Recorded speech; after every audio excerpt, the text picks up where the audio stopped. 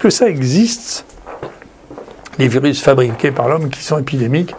La réponse est oui, malheureusement. Il y en a un, mais on n'a pas fait exprès.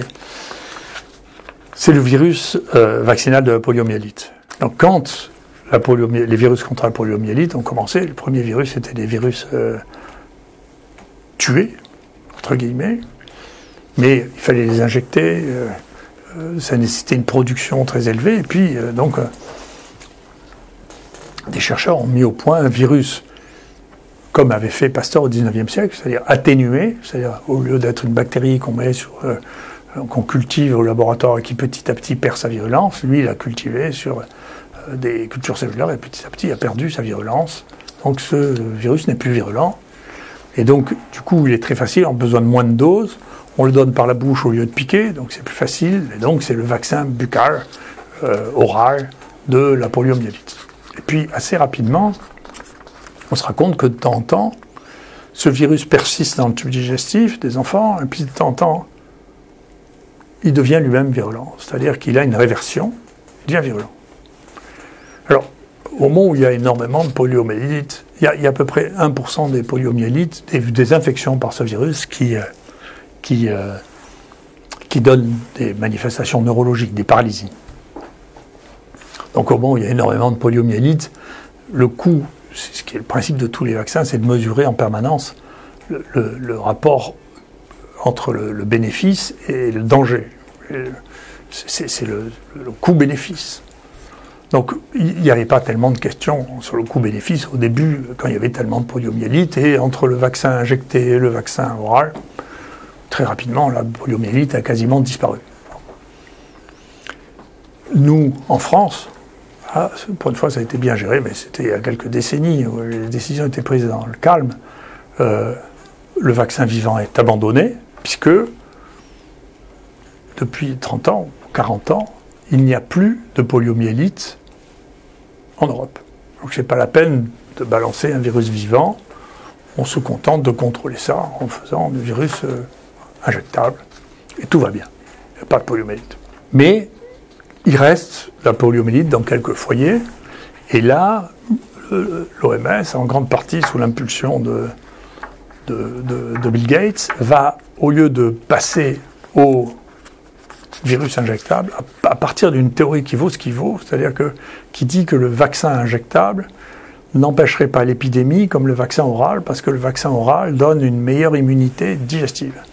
Mais si tout le monde est protégé contre la poliomyélite, on s'en fiche un peu, il va disparaître. De toute manière, on ne pourra pas complètement le faire disparaître, parce qu'il peut circuler chez les animaux, nous en particulier, on en a vu, et ça a été décrit chez les grands singes, par exemple. Donc l'idée, c'était plutôt, effectivement, de protéger tout le monde, et de voir, au fur et à mesure qu'on allait protéger tout le monde, le virus allait disparaître. Et c'est ce qu'il a fait, il a disparu dans presque tous les continents. Dans ces dernières années, il en restait au Nigeria, ça a été éliminé il y a quelques années, en Inde, au Pakistan, en Afghanistan. Et là, la stratégie qui a été prise sur le principe d'éradication de la poliomyélite, plutôt que d'éradiquer la maladie, les gens voulaient éradiquer le virus, qui est un autre projet. Et donc, ils ont décidé de vacciner, de survacciner tous les gosses dans ces zones-là, en particulier en leur donnant tous les ans une vaccination par la bouche pour l'éradiquer. Et donc, on a augmenté de manière très significative le nombre de virus vivants qu'on a fait circuler. À telle enseigne qu'on a vu diminuer, voire disparaître la poliomyélite vraie, naturelle. Par exemple, la dernière année, il y a eu 8 cas de poliomyélite naturelle. Mais le nombre de poliomyélite vaccinale a augmenté. Il y a eu, jusqu'en 2021-2022, 800 cas. Vous voyez, donc 100 fois plus de poliomyélite d'origine humaine vaccinale que de poliomyélite naturelle. Donc, ce qui pose une vraie question. Et en particulier, est-ce qu'il faut faire des vaccins vivants, mutés? Maintenant, en plus qu'on connaît, je vous expliquerai ça pour le Covid, le fait que ces virus se recombinent. Nous, on a isolé au Congo, je parle de choses que je connais, c'est pas de la littérature. On a isolé au Congo, à partir d'un gorille qui avait été malade, on a isolé des virus qui sont un mélange entre le virus de la poliomyélite et un autre entérovirus proche, et qui circulent là-bas. Donc le poliomyélite vaccinal, vous le mettez dans un tube digestif dans lequel il y a plein d'entérovirus, vous agitez un peu et il vous ressort des virus qui sont des chimères des deux. Donc il faut arrêter. Mais si on arrête, ça veut dire qu'on fait des vaccins anciens, on ne va pas gagner des milliards à faire des nouveaux vaccins nouvellement désignés. Et donc il y a maintenant des vaccins nouvellement désignés sur lesquels il y a déjà eu des vaccins chimères qui sont apparus. D'accord ? Donc c'est parce que c'est la nature du virus, c'est l'idée, encore une fois, l'idée moderne de la plasticité des virus, c'est une idée très très importante dont il faut tenir compte. On ne peut pas réfléchir en disant maintenant techniquement on va rajouter plus de différences et donc ça va l'arrêter. Non, on ne sait pas faire ça. En réalité, on sait que si, pour peu qu'on continue ça à distribuer des dizaines de milliers de doses, des centaines de milliers de doses vaccinales d'un virus vivant, on sait qu'il va se passer, qu'il y aura des recombinants, c'est comme ça qu'on appelle ça, qui se combinent avec un autre virus et que ça créera peut-être un autre chose. Ça, c'est la seule preuve qu'on ait qu'un virus d'origine humaine ait flanqué une épidémie dans le monde. Et il a flanqué une épidémie pas seulement là où il est, parce que comme ce virus, c'est un virus qui donne des portages chroniques, les gens qui cherchent, les gens qui sont malins, nous on avait des gens très malins ici chez les pompiers qui faisaient ça, de regarder, pour savoir les virus qui circulent, de regarder ça dans les égouts. D'accord ? Il y a des gens qui le font ici, puis il y a des gens qui l'ont fait ailleurs. On a commencé à trouver dans les égouts du virus poliomyélite circulant, alors que c'est des pays dans lesquels il n'y a plus, on n'utilise plus le vaccin vivant. On utilisait le vaccin vivant que pour les pauvres. Là où il y avait la poliomyélite. Chez nous, c'est fini. L'Amérique, c'est fini. Chez nous, c'est fini. On ne fait plus ça. En Europe, on ne fait plus ça. Le vaccin, à part dans ces zones-là, l'OMS a dit qu'il ne faut plus le faire. Très bien, mais ils l'ont fait toujours dans ces zones-là. Il y en a beaucoup. Et donc, ce virus circule. Et donc, on l'a trouvé à New York, dans les égouts d'abord, et après à Londres. Et puis, on l'a trouvé en Israël. Et puis, après, on a trouvé le premier cas de vrai poliomyélite à New York. Et ce n'est pas un Pakistanais ni un Afghan. Remarquez que c'est là où il y a les zones de guerre que l'Amérique est allée importer, qu'il est resté, et c'est les zones qui socialement sont les plus déshéritées, où tous les réseaux de vaccination ont été foutus en l'air, c'est là que ça reste. C'est-à-dire que quand vous mettez la guerre dans un endroit, c'est pas bon pour la santé du monde, hein, parce que vous déstructurez complètement le mécanisme. Et donc, quand on a fait l'enquête à New York, autour de ce cas de poliomyélite, on a trouvé que les gens autour de lui étaient porteurs, et puis on a retrouvé dans les égouts, les gens ont commencé à cibler dans les égouts les endroits dans lesquels on trouvait le virus de la poliomyélite, et on ne sait pas qui est venu avec, parce que le type qui était là, il faisait partie de la classe moyenne, il n'est jamais allé ni au Pakistan, ni en Inde, ni un truc, et donc, ça veut dire que, le mode de transmission de la poliomyélite que l'on connaissait n'est pas unique, on pensait que c'était à cause des eaux sales. Dans les matières fécales, ça va, donc vous ne traitez pas les matières fécales des égouts, et donc il y a un risque que vous attrapez la poliomyélite. Donc il y a une grande partie de l'éradication de la poliomyélite a été, en même temps que le vaccin qui a joué un rôle, ça a été qu'il y a eu de moins en moins d'eau usée non traitée. Donc si vous mettez de la javel, non, il n'y a plus de... ça va mieux. Le vrai problème est là, c'est-à-dire, c'est arrivé dans les plus grandes... dans les pays les plus riches au monde, alors qu'on ne l'utilisait pas, grâce au voyage, la mondialisation dont on parlait. Et deux, on fait des poliomyélites chez ces gens, et alors, bien sûr, la couverture vaccinale des gens qui ont 40 ans ou 50 ans, ça fait bien longtemps qu'ils ne font plus le vaccin contre la polio, même plus recommandé, on ne fait plus. Et donc, il y a une population qui est sensible, qui est infectée du fait de la surpression de la prescription des vaccins dans les dernières zones à risque. Et donc, on verra ce que ça devient. Mais en tout cas, ça veut dire que c'est une chose qui est possible. Et moi, c'est la seule épidémie que je connaisse de virus qui a été générée entièrement par l'homme. Donc, c'était pas dans un cadre de bioterrorisme, c'est pour faire des vaccins. Vous voyez que l'ironie de l'histoire. Donc, il ne faut pas avoir des idées trop simples.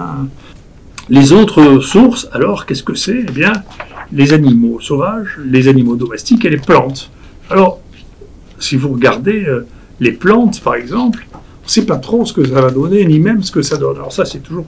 Il y a un chercheur que j'aime beaucoup dans la virologie, qui s'appelle Forrest Rower, qui a fait toutes ces grandes séquences, qui était le patron du laboratoire dans lequel mes collaboratrices qu'on a promues et pour lesquelles j'avais un énorme respect, une énorme affection, qui s'appelle Christelle Zenu, qui malheureusement est morte récemment, était venu de son laboratoire dans le mien et nous avait aidé à avoir cette perspective de la métagénomique virale. Et donc lui il regardait partout les virus, ARN, ADN, il séquence tout ça, et donc il regarde ce que ça donne. Et donc, il avait dit, tiens, je vais regarder ce qui se passe dans les virus ARN chez l'homme. Qu'est-ce qu'on a comme virus chez l'homme? Il regarde dans les selles, et donc il séquence tout ça, et qu'est-ce qu'il trouve essentiellement les plus communs des virus chez l'homme? Qu'est-ce qu'il trouve? Des virus de plantes.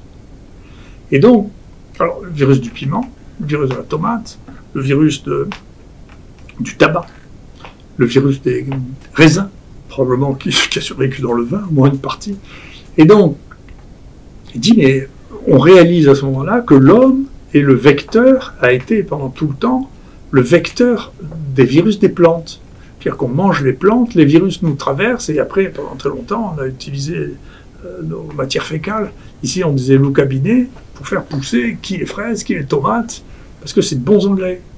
Et donc, c'est comme ça qu'on infectait, vous voyez, avec notre fumier, notre propre fumier, je ne sais pas s'il y en a, un fumier de cheval aussi, mais c'est comme ça qu'on infectait les plantes avec ces virus, d'accord, et qui sont des virus extrêmement robustes, c'est pour ça qu'ils passent à travers tout le tube digestif. C'est comme le premier virus qui a vraiment été étudié, qui est le virus de la mosaïque du tabac, c'est toute cette même famille-là, et il y en avait tellement, nous on a fait des travaux avec Philippe Colson, on se demandait si une partie des manifestations, peut-être le cancer du poumon, n'était pas liée au virus de la mosaïque du tabac, parce que dès que vous inspirez ça, vous prenez des millions de virus vivants de la mosaïque du tabac. Nous, on avait regardé, par exemple, dans le virus du piment, qui est très fréquent, on avait regardé, moi j'avais regardé une goutte de tabasco au microscope électronique, il y a 10 puissance 9 virus par millilitre là-dedans. Donc on mettez tabasco, vous mettez... Alors, si vous prenez du piment vous-même, comme ça fait des taches, comme sur les tomates, donc vous allez enlever le poivron ou le piment sur lequel il y a une tache. Ça ne vous plaît pas qu'il y ait une tache, c'est le virus qui fait ça, c'est le virus de la mosaïque du piment. Mais si vous faites du tabasco, vous en fichez, vous mettez tout dedans, puis, vous tournez, puis hop, vous sortez un truc où il y a une concentration de virus qui est absolument extraordinaire.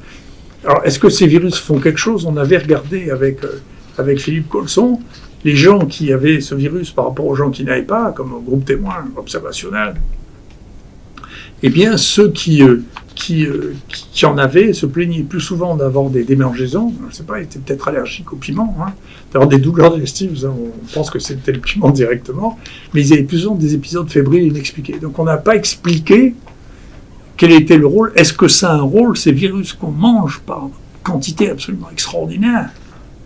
Bon, c'est un des travaux qu'on a lancés. Moi, ça, je vais expliquer, ça m'amuse de lancer les choses, de les découvrir, et puis après, je ne peux pas travailler sur tous les points qu'on a trouvés, qu'on a découverts sans même les chercher. Donc, très bien, j'espère qu'un jour quelqu'un travaillera là-dessus. Récemment, il y a quelqu'un qui nous a écrit pour demander si on allait continuer à regarder le virus de la mosaïque du tabac et le cancer. Ça avait été spéculé au début des travaux sur le cancer et le tabac.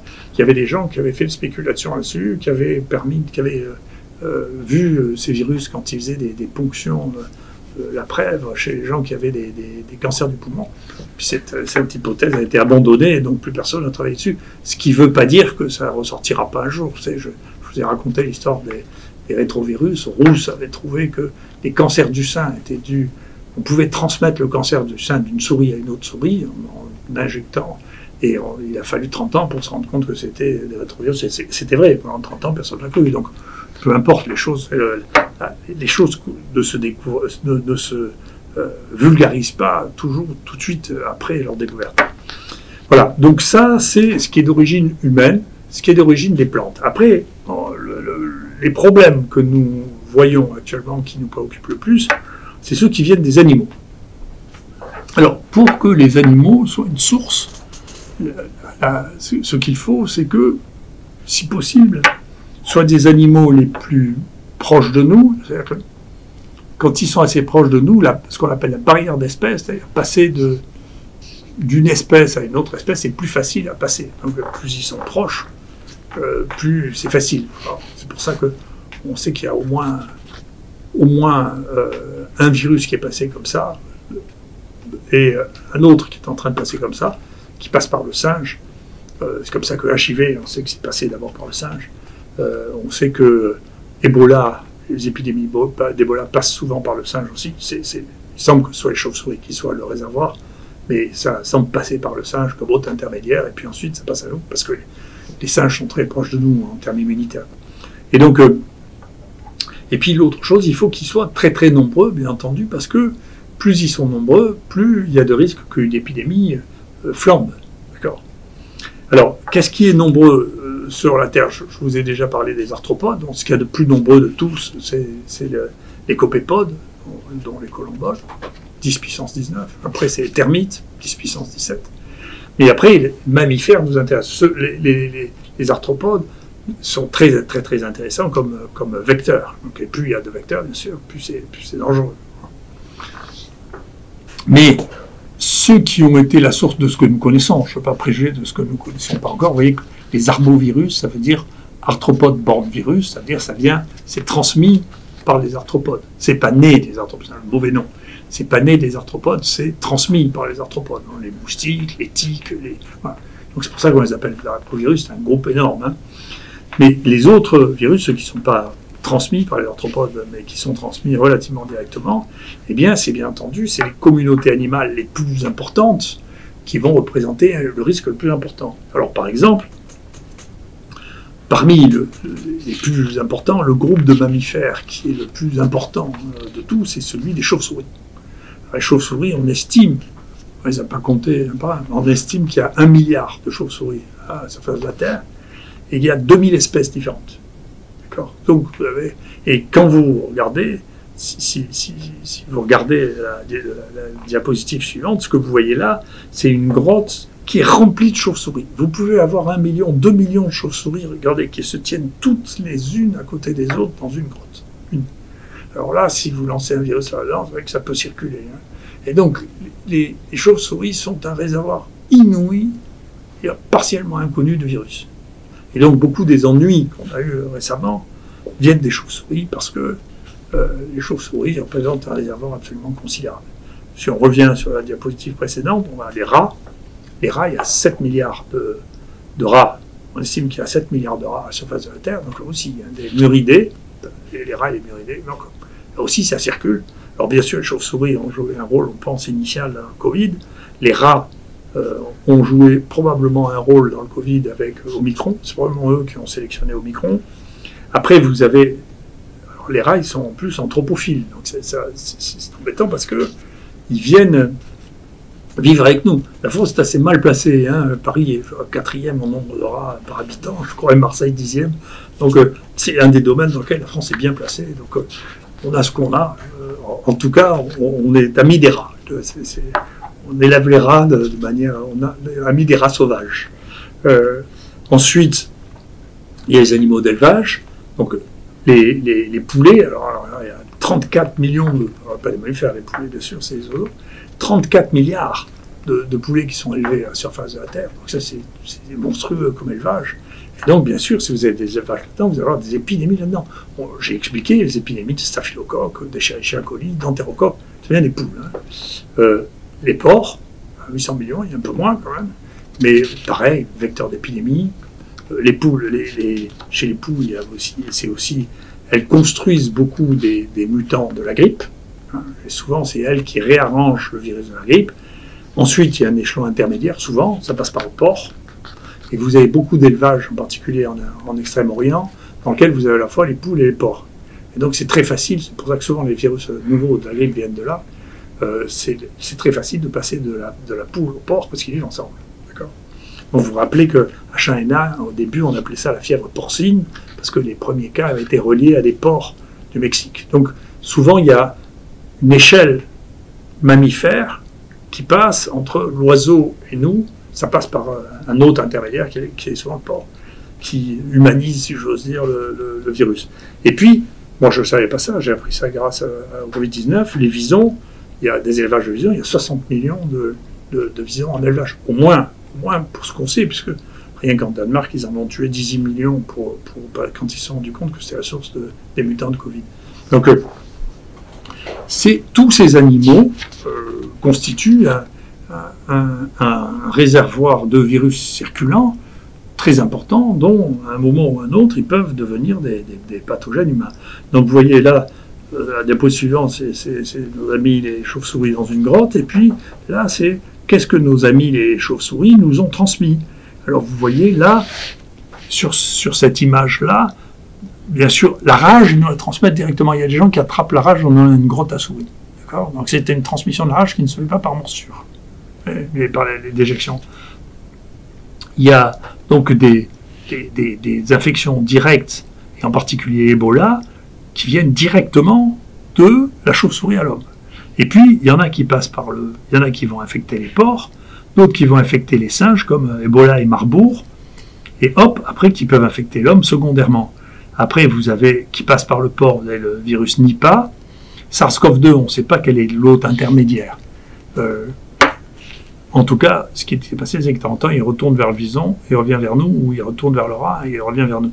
Après, chez les chevaux, il y a un virus aussi qui passe par les chevaux, qui arrive chez nous, et puis chez les chiens, les chauves-souris peuvent infecter les chiens qui vont nous infecter, et puis les chameaux, avec le MERS coronavirus, qui vient aussi des chauves-souris, puis après, ça vient infecter l'homme, et dans un certain nombre de cas, alors vous voyez, la zoonose, c'est quand on passe de l'animal à l'homme.